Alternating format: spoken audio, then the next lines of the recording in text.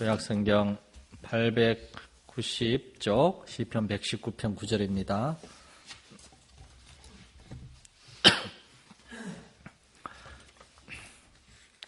시편 119편 9절에서 16절까지 한 절씩 교독하겠습니다. 청년이 무엇으로 그의 행실을 깨끗하게 하리이까? 주의 말씀만 지킬 따름이니이다.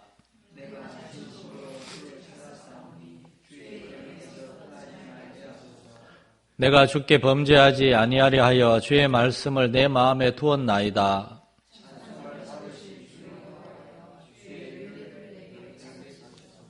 주의 입의 모든 규례들을 나의 입술로 선포하였으며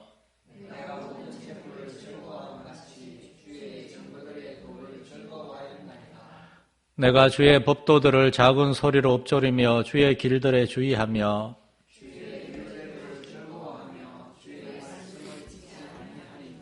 아멘. 시편 119편을 우리가 지난번부터 상고하는데 여러분 어떻습니까? 119편 좀 자주 읽어보셨습니까? 저는 하루에 한 번 이상 읽으려고 애쓰고 있는데 하루 빼먹은 것 같아요. 176절 짧지 않죠? 저는 읽지는 않고 주로 듣는데 이렇게 정말 처음에 저는 이걸 좀 간단히 하고 넘어가려고 그랬는데 좀 죄송하지만 어쨌든 올해 안에 시편 끝날 거예요. 이렇게 좀 더 좀 자세히 상고하고 그래야 되겠다는 마음이 들 정도로 정말 위대한 시편이다. 이 시편 119편이 성경을 피면요, 여러분 찬송가가 없고 신약 구약 성경만 있는 성경을 딱 가운데를 피면은 열에 3번, 4번은 119편에 나옵니다. 정말 신기하게 딱 중간에 있어요. 길기도 길고 얼마나 귀한 말씀이 많은지 모릅니다.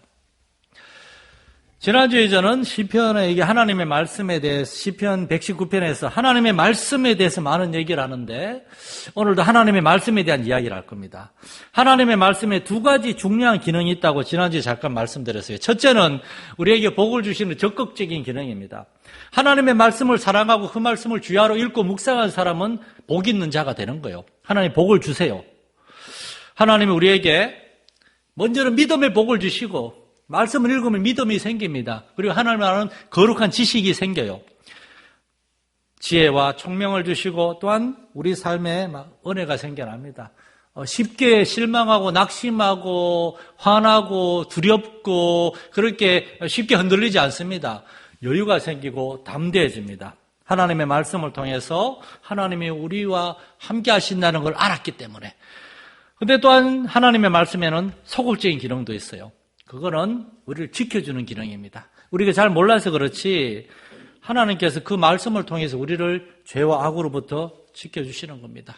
사도는 이제 3차 전도여행을 마치고 이제 예루살렘으로 갈 때 에베소 교회 그 장로님들을 불러가지고 여러 가지 고민을 하면서 내가 이제 여러분을 주와 그 은혜의 말씀에 부탁하노니 그 말씀이 여러분을 능히 든든히 지키사 그렇게 말씀하세요.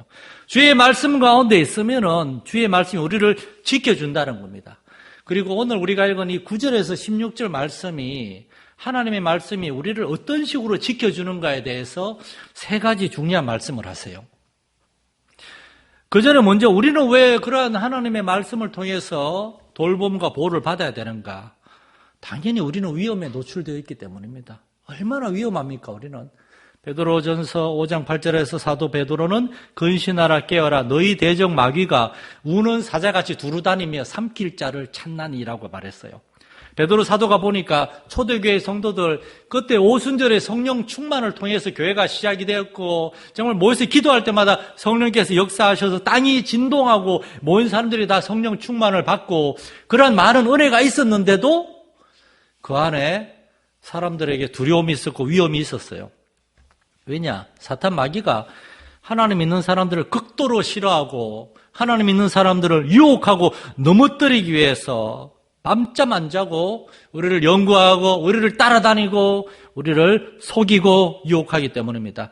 오래전 에덴 동산에서 아담과 하와를 유혹했던 그 악한 존재 아담의 첫째 아들 세상에 창조된 3번째 사람입니다. 아담, 하와, 가인 이 3번째 사람 이 가인의 마음의 역사에서 동생 아벨에 대한 시기와 미움과 질투와 죽이고자 하는 냉혹한 마음을 불어넣은 존재 그 이후로 사람들 마음의 역사에서 다른 사람들과의 관계를 깨뜨리고 하나님과의 관계를 깨뜨리고 자기 자신만도 망가뜨리는 그런 악한 존재가 분명히 있다는 겁니다. 이 악한 존재가 역사하기 때문에 우리는 돌봄을 받아야 되고 보호를 받아야 됩니다. 여러분 분명히 말씀드리지만 우리 자신을 결코 우리를 지킬 수 없습니다. 우리는 우리 자신을 믿어서는 안 됩니다. 그런즉 선줄로 생각하는 자는 넘어질까 조심하라. 목회자도 실족할 수 있고 교회 오래 다니면서 여러 가지 일하고 봉사하고 신앙생활 많이 하고 그런 사람들도 자신도 실족하고 또한 다른 사람들을 또 힘들게 하고 그럴 수도 있습니다. 가장 슬픈 것은 그러한 자기 자신을 객관적으로 볼 줄을 몰라요. 내가 뭐 어때서 내가 무슨 문제가 있습니까? 나에게 아무런 문제가 없다고 생각하는 그 순간 그 사람은 이미 문제가 있는 겁니다. 언제나 우리는 우리 자신을 돌아보고 점검하고 어느 순간 우리 역시 정말 믿음의 많은 선조들이 마귀의 유혹에 넘어진 것처럼 우리도 넘어질 수 있어요. 다윗도 넘어졌고 아브라함도 넘어졌고 아브라함 거짓말 2번이나 했잖아요. 이삭도 그렇고 믿음의 조상들도 그렇게 그 마음에 하나님을 잊어버리고 하나님의 말씀을 잊어버릴 때 실족할 수 있습니다. 그래서 우리는 우리 자신을 지켜야 되는데 우리 자신이 우리를 지키는 것이 아니고 하나님의 말씀을 통해서 우리가 지켜져야 되고 돌봄을 받아야 됩니다. 그렇다면 하나님의 말씀이 어떻게 우리에게 역사하시는가? 오늘 설교를 짧게 하려고 제가 마음을 먹었기 때문에 좀 빨리빨리 나가는 걸 이해해 주시기 바랍니다. 빨리 가시고 내일 새벽에 오셔야 되니까. 첫째, 하나님의 말씀은 우리의 행실을 깨끗하게 지켜줍니다. 9절 말씀에 청년이 무엇으로 그의 행실을 깨끗하게 하리까? 주의 말씀만 지킬 따름입니다. 이걸 가지고 이건 젊은 청년들한테 주는 말씀이다라고 생각하는 분들이 많으세요. 그러나 여러분 하나님 앞에서 우린 전부 다 청년이요 어린아이입니다. 우리는 어린아이와 같이 순전한 마음으로 주의 말씀을 사모해야 되고 젊은이와 같은 그런 열정을 달라고 그 열정으로 하나님 사랑하고 하나님 섬기게 해달라고 기도해야 됩니다. 사실 오늘날은 젊은이들이 더 문제예요. 젊은이에서 이제 약간 중년으로 가고 있는 두 분이 있으니까 젊은이들에서 막 얘기하겠습니다. 우리 교회는 좀 안 그래서 감사한데 많은 교회들에서 젊은이들이 예배 열심히 떨어지고 코로나 기간에 젊은이들이 교회를 얼마나 많이 떠났는지 몰라요. 그리고 하나님의 말씀에 대해 지루해하고 재미없어하고 하나님의 말씀에 대해 그게 나와 무슨 상관이 있습니까? 그렇게 질문들을 많이 합니다. 하나님의 말씀에 대한 진지하고 어떤 성실한 설교를 듣기 싫어하고 물론 그렇지 않은 젊은이도 많이 있어요. 오늘날의 시대는 지성을 무시하고 감성에 호소하는 그러한 설교를 이렇게 좋아하는 그러한 분위기에서 우리는 사도 바울이 디모데에게 준 그런 메시지를 기억할 필요가 있습니다. 디모데후서 4장 1절 이하에 보면은 하나님 앞과 살아있는 자와 죽은 자를 심판하실 그리스도 예수 앞에서 그가 나타나실 것과 그의 나라를 두고 엄히 명하노니 너는 말씀을 전파하라. 여기서 디모데후서 4장 2절에 나오는 말씀을 전파하라라는 이 전파라는 단어는 영어 성경에 preach the word, 말씀을 설교하라. 말씀을 설교하라. 하나님의 말씀을 설교하라는 명령이에요. 그런데 이게 왜 중요한가 하면은 이게 2000년 전에 바울 사도가 디모데한테 한 얘기인데 오늘날도 마찬가지입니다. 설교에 대해서 사람들이 설교에 대해서 듣기 싫어할 뿐만 아니라 설교하는 설교자들도 설교에 대해서 회의를 느끼거나 설교에 대해서 믿음을 잃어버리는 그러한 사람들도 있습니다. 1960년대 초반에 오랜만에 듣습니다. 영국의 마틴 로이드 존스 목사님이 이제 60년대 후반이네요. 은퇴하시고 난 다음에 미국의 유니온 신학교에서 이제 신학생들에게 설교에 대해서 강의를 하셨는데 그 강의를 그대로 이렇게 녹음해가지고 책으로 만든 게 설교와 설교자라고 설교에 대해서 정말 제가 학교에 신학교에서 설교학 배운 것보다 그 책을 통해서 더 많은 걸 배웠는데 그 책에 보면은 제일 첫째 장 제목이 뭔가 하면은 반드시 설교라야 합니다. 이게 제목입니다. 왜냐? 오늘날 목회자들이 신학생들이 설교에 대한 확신을 자신감을 잃어버리고 설교 말고 자꾸 다른 방법을 찾는다는 거예요. 교회에 많은 일들이 있죠. 그러나 그 많은 일들, 대부분의 일들은 빠져도 됩니다. 그런데 설교 빠지면 교회는 살아있을 수가 없습니다. 아무리 열심히 설교를 준비하고 전해도 사람들이 잘 받아들이는 것 같지도 않고, 설교를 통해 사람들이 예수를 믿게 되거나 변화는 되는 일도 잘 보이지 않고, 내가 설교를 못하나, 설교가 아무리 설교를 열심히 해도 별 어떤 역사가 나타나지 않나 하는 그런 실망감에 빠져가지고 많은 목회자들이 설교, 하나님의 말씀을 제쳐놓고 다른 일에, 다른 프로그램들이나 다른 일들을 가지고 교회를 이렇게 막 이끌어 가려고 그러니까 교회가 겉으로 보기엔 시끌벅적하고 재미있어 보이는데 조금만 어려운 일이 있으면 휘청하는 거예요. 하나님의 말씀을 통해서 그들의 믿음이 견고하고 순결하게 아주 바로 세워져 있지 못하기 때문에. 저는 이제 우리 경남 서지방에 한지 올해 12년째 있으니까 후배 목사님들이, 저보다 젊은 목사님들도 종종 옵니다. 지방에 가면 젊은 목사님들도 많이 와요. 제가 그 친구들한테 항상 얘기하는 게 있습니다. 설교 준비 최선을 다하세요. 절대 주일 설교 30분 이하로 하려고 그러지 마세요. 설교 시간 짧게 하면 성도들은 자기들도 모르게 좋아합니다. 그렇게 설교 시간 나중에 15분, 20분 설교하다가 나중에 30분 하면 성도들이 뭐라 그럽니다. 성도들에게 잘못된 습관을 들이지 마세요. 여러분 자신이 먼저 길게 하는 게 중요한 것이 아니라 충분히 준비하고 소화해야지 주어진 시간에 정말 말씀을 쉽고 재미있게 은혜롭게 잘할 수 있다고. 그러면서 목회자는 설교자라고 제가 그런 얘기 많이 합니다. 오늘 바울 사도가 디모데에게 그 얘기를 했어요. 유언과도 같은 그의 마지막 말씀이 때를 어떤지 모르든지 하나님의 말씀을 설교하되 가르치고 경책하며 경계하며 권하라. 원래 이 말씀도 좀 설명이 필요한데 가르칠 뿐만 아니라 붙잡고 그냥 아주 확실하게 말씀을 가르치라는 거예요. 왜냐하면은 이 말씀이 우리의 행실을 변화시킬 수 있기 때문입니다. 그렇다면 이 행실을 깨끗하게 한다, 이 말이 무슨 뜻인가? 이 말은 우리가 쉽게 생각하는 것처럼 뭐 행동 거지를 깨끗하게 바르게 바꾸어 주나 보다 그런 수준이 아닙니다. 사실은 이 9절 말씀의 이 번역은 주의 말씀을 통하여 우리의 행실이 깨끗하게 함이니라. 이 말씀은 이제 조금 쉽게 번역한 거예요. 더 정확한 번역은 이 구절의 영어 성경의 번역은 keep his way pure라고 되어 있습니다. 그의 길을 순결하게 만들어준다 그 뜻이에요. way라는 말은 그냥 길이라는 뜻도 있지만 방식, 방법, 다시 말해서 이 행실이라는 말은 그냥 행동 거지가 아니고 우리의 살아가는 길, 살아가는 삶의 모습을 깨끗하게 해준다는 겁니다. 오늘날 세상 사람들이 교회 다니는 사람도 우리하고 똑같지 않냐? 그러니 얼마나 많이 합니까? 실제로 예수를 믿는다고 하면서도 우리의 걸어가는 길, 우리가 살아가는 삶의 모습이 세상 사람들하고 별반 다른 게 없는 거예요.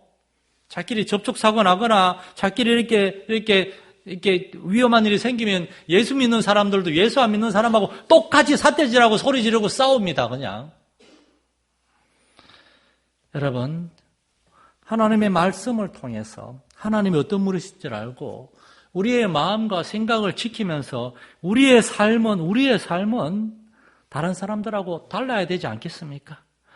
예수님은 산상수훈 마태복음 5장 6절에서 이같이 너희 빛이 사람 앞에 비치게 하여 그들로 너희의 착한 행실을 보고 하늘에 계신 너희 아버지께 영광을 돌리게 하라 말했어요.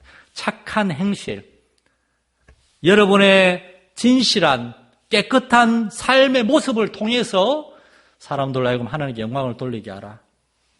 지난주에 그 김진혁 형제가 나왔는데 그 친구가 저한테 그러더라고요. 우리 센터장님이 너무 참 친절하고 정말 사람 좋고 그래서 이런 분이 다니는 교회라면 나도 가보고 싶다. 여기서 말하는 센터장은 박모 집사님을 얘기하는 겁니다. 우리의 오이코스들은 우리의 그런 모습을 보고 오는 겁니다. 그러니까 여러분 뭐 그렇다고 내 오이코스들이 교회 안 오는 건 내가 아직 부족하다 그 얘기를 하려는가 보다. 저도 오이코스 데려오는 사람 없습니다. 그게 힘들어요. 그래서 한 번 얘기해서 데려오는 게 아니라 정말 우리가 그들 앞에 기도하고 때를 어떤지 모르든지 권면하고 섬기고 친절하게 대하고 그러다가 하나님께서 결정적일 때 그들의 마음의 문을 열어주셔서 수많은 사람들 중에서 군계 일학처럼 정말 정직하고 진실한 정말 그러한 삶을 살아가는 우리 믿음의 성도들, 바로 여러분의 모습을 그들에게 보여주고 그때 그들이 저런 사람이 다니는 교회라면, 저런 사람이 믿는 하나님이라면 이렇게 되는 겁니다.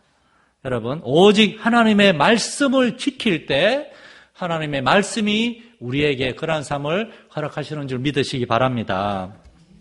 아이고, 두 번째, 세 번째 지금 굉장히 많이 남았는데, 두 번째로 하나님의 말씀은 우리의 마음을 지켜서 범죄하지 않게 해줍니다. 11절 말씀에 내가 주께 범죄하지 아니하려 하여 주의 말씀을 내 마음에 두었나이다. 이 말씀에 이제 범죄라고 되어 있는데, 이 범죄하다는 말이 어떤 죄를 짓는다, 죄를 범한다, 이제 그렇게 생각할 수 있는데, 이 범죄라는 말도 사실은 더 정확한 번역은 죄를 품는다라는 말입니다. 이 죄하고 범죄하고는 좀 달라요. 무슨 말인가 하면 죄는 우리 마음에 있는 실제입니다. 우리의 마음을 지배하고 다스리는 그러한 악한 생각들, 악한 마음이 죄고 이것들이 우리의 말과 행동으로 밖으로 나오는 게 범죄, 악행이에요. 죄와 죄악, 죄와 악행은 달라요. 무슨 말인가 하면 주의 말씀을 내 마음에 두면은 내 마음이 죄로 인해서 지배되지 않는다는 겁니다. 그러나 우리의 마음에 말씀이 없으면 죄가 우리의 마음속에 거하는 거예요. 영어 성경에 sin, 죄라고 명확하게 해요. 다시 말해서 이 구절은 내 마음이 죄로 인해서 지배당하지 않기 위해서 주의 말씀을 내 마음에 두기 원합니다. 주의 말씀을. 왠가 하면 결국에 영적 싸움은 우리의 마음 안에서 일어나는 겁니다. 우리의 마음 안에서. 여러분, 여기 보면은 행실이 먼저 나왔고 그 다음에 마음이 나왔어요. 주의 말씀은 먼저 우리의 행실을 깨끗하게 지켜주고 그 다음에 우리의 마음을 지켜준다고 그래요. 아니 마음이 먼저 아닙니까? 라고 생각하시는데 그렇지 않습니다. 여러분. 행동이 순서를 보면은 행동이 먼저예요. 무슨 말인가 하면은 우리의 행동은 바꿀 수 있어요. 교회도 갈 수 있고 예배도 들을 수 있고 말씀도 듣고 기도도 하고 뭔가 봉사하고 일을 할 수 있어요. 그런데 우리의 마음은 꽁 할 수 있습니다. 왜냐?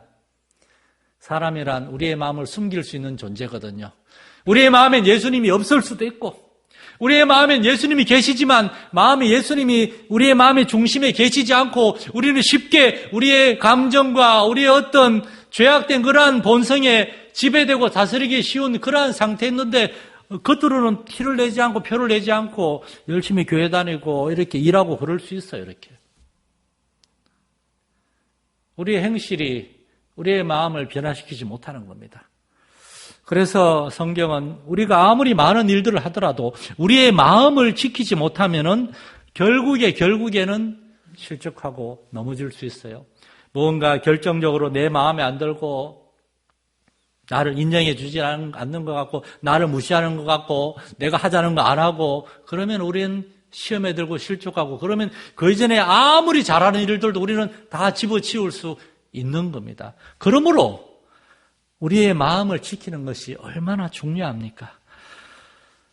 정기적으로 교회에 와서 예배를 드리고 말씀을 듣고 배울 수 있으나 그러나 우리의 마음을 주님께 드리지 않는다면은 우리의 마음을 그래서 이제 회개한다는 말이 원래 정확한 번역은 마음을 깎는다는 말이거든요.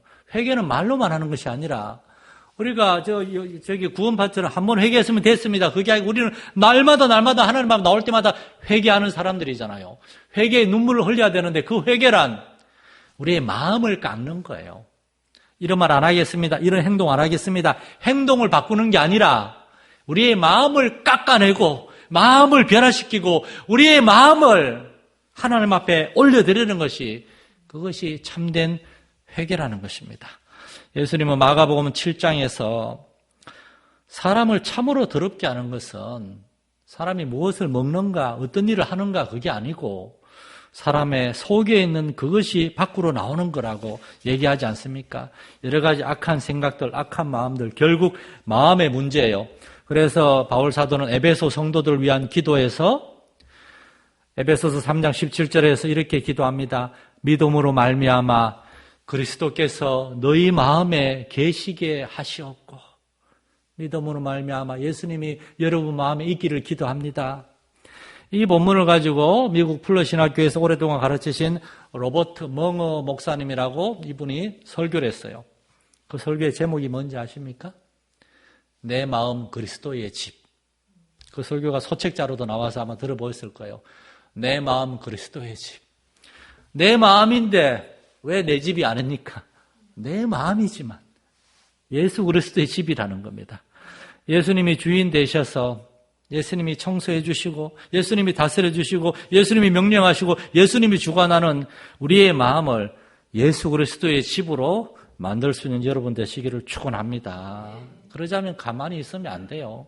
예수님이 매일 아침마다 기도하시고 밤에도 기도하고 믿음의 사람들이 기도하고 우리가 사순절 고난주간에 이 피곤하고 힘든 가운데도 열심히 기도하며 매일 달림으로 말미암아 하나님의 말씀이 우리 가운데 거하시고 예수님 우리 마음 가운데 거하시는 겁니다.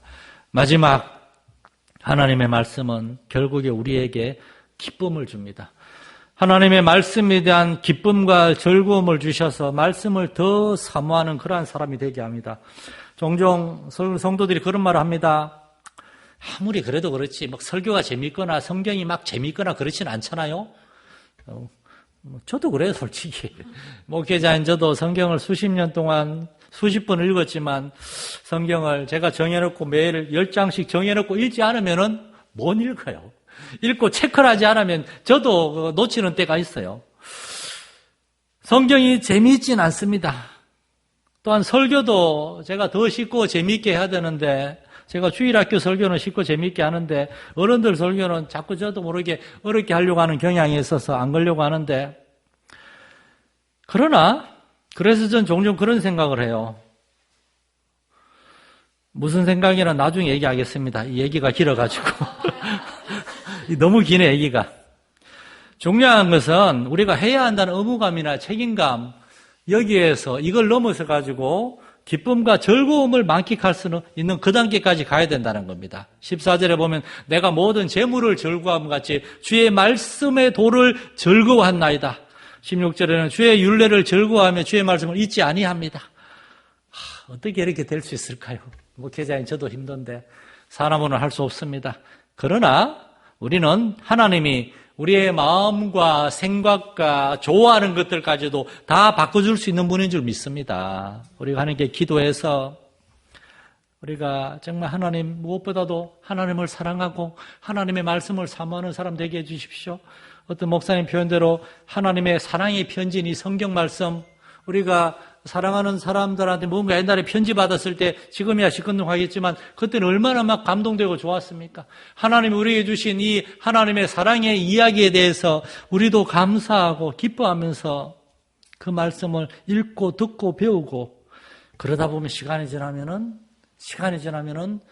저도 조금 정말 어느 순간 설교를 준비하다가 어떤 말씀에 꽂히면은 설교 준비 잊어버리고 그 말씀에 대해서 막 묵상하고 막 하는 게 감사하고 막 그냥 있을 수 없어서 나와서 막 기도하게 되고 찬송하게 되고 그럴 때가 어쩌다가 한 번씩 있는데 우리의 삶 속에서 그렇게 하나님의 말씀을 사모하고 그럴 때 예레미야 29장 13절에 보면 너희가 전심으로 나를 찾고 찾으면 나를 만나리라.